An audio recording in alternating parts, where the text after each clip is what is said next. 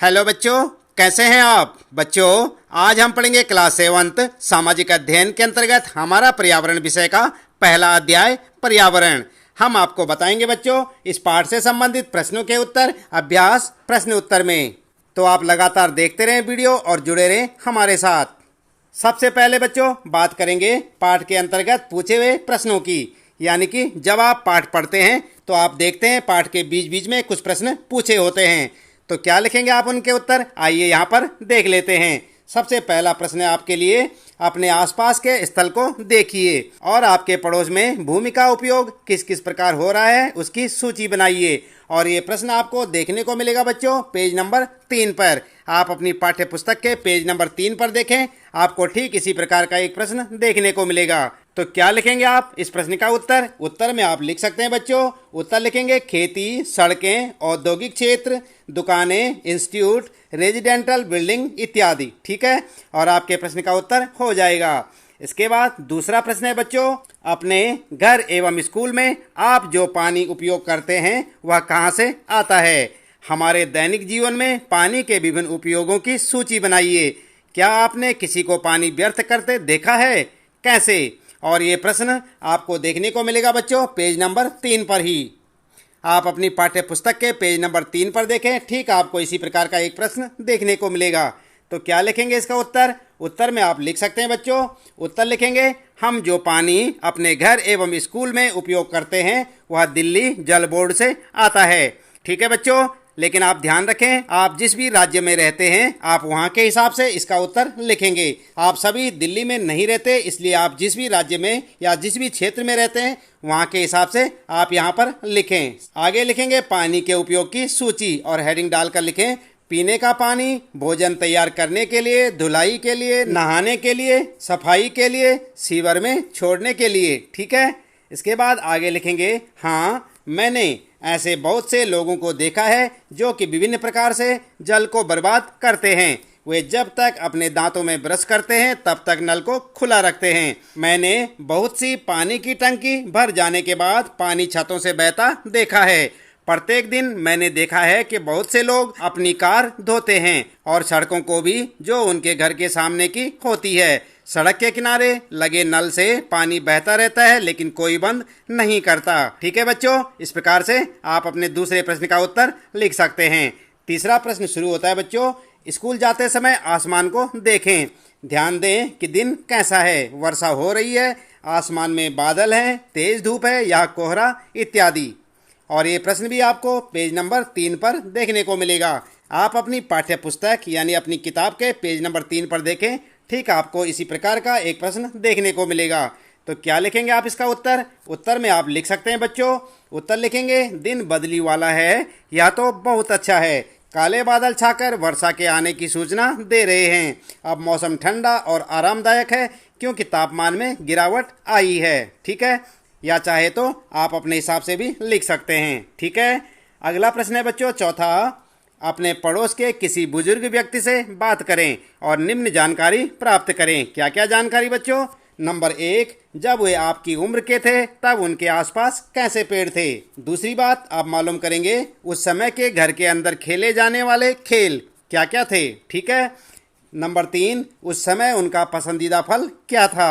ठीक है, नंबर 4, गर्मी एवं सर्दी का मौसम वे कैसे बिताते थे। और ध्यान दें बच्चों, प्राप्त जानकारी को दीवार अथवा बुलेटिन बोर्ड पर प्रदर्शित करें। और ये प्रश्न भी आपको आपकी पाठ्य पुस्तक के पेज नंबर 3 पर ही देखने को मिलेगा। उत्तर में आप पहले के लिए लिखेंगे आम, अमरूद, पपीता, लीची, अनार इत्यादि के पेड़। ठीक है, दूसरे के लिए लिखेंगे आप लूडो, शतरंज, कैरम बोर्ड इत्यादि। ठीक है, तीसरे के लिए आप लिखेंगे उस समय उनका पसंदीदा फल आम था। क्या था, आम था। चौथे के लिए आप लिखेंगे गर्मियों के समय वे आम के पेड़ों की घनी छाया में बैठते थे और जाड़े के समय आग के पास बैठकर समय बिताते थे। दिन के समय धूप में बैठकर सूर्य की गर्मी का आनंद भी लेते थे। ठीक है, और चाहे तो आप उनसे पूछकर भी इन चारों के उत्तर लिख सकते हैं। ठीक है बच्चों, इसके बाद आइए शुरू होते हैं यहाँ पर पाठ के अंत में पूछे गए प्रश्न और उनके उत्तर। पाठ के अंत में यानी कि जब आपका पाठ पूरा समाप्त हो जाता है उसके लास्ट में आप देखें आपको कुछ प्रश्न देखने को मिलेंगे। तो वहां पर सबसे पहले नंबर पर आपको देखने को मिलेगा। निम्न प्रश्नों के उत्तर दीजिए। और यहाँ पर क है आपके लिए पारितंत्र क्या है। तो जानते हैं आप बच्चों पारितंत्र क्या है? आपने पाठ में पढ़ा होगा, नहीं जानते चले कोई बात नहीं। उत्तर में आप लिख सकते हैं वह तंत्र जिसमें समस्त जीवधारी आपस में एक दूसरे के साथ तथा पर्यावरण के उन भौतिक एवं रासायनिक कारकों के साथ परस्पर क्रिया करते हैं जिसमें वे निवास करते हैं, पारितंत्र कहलाता है। ये सब ऊर्जा और पदार्थ के स्थानांतरण द्वारा संबद्ध है। ठीक है, तो ये है आपके पहले प्रश्न का उत्तर। इसके बाद ख है यहाँ पर आपके लिए प्राकृतिक पर्यावरण से आप क्या समझते हैं। तो क्या समझते हैं बच्चों? प्राकृतिक पर्यावरण क्या होता है? नहीं जानते? उत्तर में आप लिख सकते हैं भूमि, जल, वायु, पेड़ पौधे एवं जीव जंतु मिलकर प्राकृतिक पर्यावरण बनाते हैं। दूसरे शब्दों में पृथ्वी पर उपस्थित समस्त जैविक और अजैविक तत्वों का योग प्राकृतिक पर्यावरण कहलाता है। आई बात समझ में? अगला है आपके लिए गैर पर्यावरण के प्रमुख घटक कौन कौन से हैं। तो जानते हैं आप कौन कौन से हैं बच्चों? उत्तर में आप लिखेंगे पर्यावरण के 2 प्रमुख घटक। ठीक है, हेडिंग डालकर लिखें। नंबर 1 प्राकृतिक घटक जैसे खनिज, भूमि, पेड़ पौधे, पशु पक्षी, जल, वायु आदि। ये क्या है? प्राकृतिक घटक। इसके बाद नंबर 2 लिखेंगे मानव निर्मित घटक और हेडिंग डालकर लिखें यातायात के साधन, संचार के साधन, उद्योग, पार्क आदि। ठीक है, इस प्रकार से आप लिख सकते हैं अपना उत्तर। इसके बाद बच्चों अगला है यहाँ पर घ मानव निर्मित पर्यावरण के 4 उदाहरण दीजिए। तो आप दे सकते हैं क्या? मानव निर्मित पर्यावरण के 4 उदाहरण आपको लिखने हैं। उत्तर में आप लिखेंगे बच्चों मानव निर्मित पर्यावरण के उदाहरण और हेडिंग डालकर लिखें यातायात के साधन, संचार के साधन, उद्योग, पार्क। ठीक है, ये 4 हो गए। इसके बाद अगला प्रश्न है स्थलमंडल क्या है। तो जानते हैं आप क्या है बच्चों स्थलमंडल? उत्तर में आप लिख सकते हैं पृथ्वी की ठोस परपटी या कठोर ऊपरी परत को स्थलमंडल कहते हैं। यह चट्टानों एवं खनिजों से बना होता है एवं मिट्टी की पतली परत से ढका होता है। यह पहाड़, पठार, मैदान, घाटी आदि जैसी विभिन्न स्थलाकृतियों वाला विषम धरातल होता है। ये स्थलाकृतियां महाद्वीपों के अलावा महासागर की सतह पर भी पाई जाती हैं। स्थलमंडल वह क्षेत्र है जो हमें वन, कृषि एवं मानव बस्तियों के लिए भूमि, पशुओं के चरने के लिए घास स्थल प्रदान करता है। यह खनिज संपदा का भी एक स्रोत है। ठीक है बच्चों, फिर है आपके लिए अगला प्रश्न जीवीय पर्यावरण के 2 प्रमुख घटक क्या हैं। तो क्या हैं बच्चों? उत्तर में आप लिख सकते हैं जीवीय पर्यावरण के 2 घटक। हेडिंग डालकर लिखेंगे नंबर 1 पेड़ पौधे, नंबर 2 पशु पक्षी। आई बात समझ में? अगला प्रश्न है बच्चों जैव मंडल क्या है। तो जानते हैं आप जैव मंडल क्या है बच्चों? उत्तर में आप लिखेंगे पादप एवं जीव जंतु मिलकर सजीव संसार का निर्माण करते हैं जिसे जीव मंडल कहते हैं। यह पृथ्वी का वह संकीर्ण क्षेत्र है जहां स्थल, जल एवं वायु मिलकर जीवन को संभव बनाते हैं। आई बात समझ में? इसके बाद अगला प्रश्न है बच्चों दूसरा सही उत्तर को चिन्हित कीजिए। यानी कि यहाँ पर आपको सही ऑप्शन को चुनना है और उस पर सही का निशान लगाना है।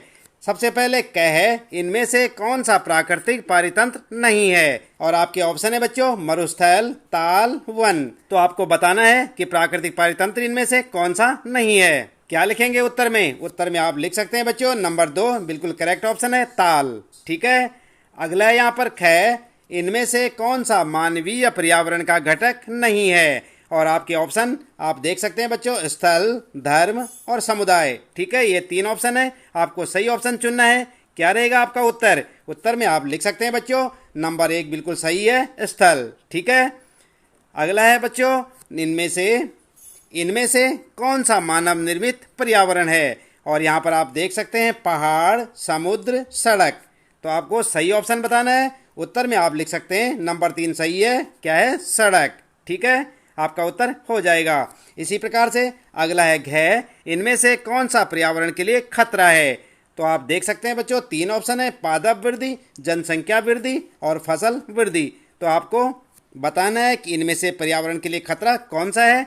तो उत्तर में क्या लिखेंगे? उत्तर में आप लिख सकते हैं बच्चों नंबर 2 वाला ऑप्शन बिल्कुल करेक्ट है जनसंख्या वृद्धि। ठीक है, इसके बाद आगे यहाँ पर तीसरा प्रश्न आपके लिए निम्नलिखित स्तंभों को मिलाकर सही जोड़े बनाइए। तो यहाँ पर आपको सही जोड़े बनाने हैं। आप देख सकते हैं यहाँ पर बच्चों क, ख, ग और घ।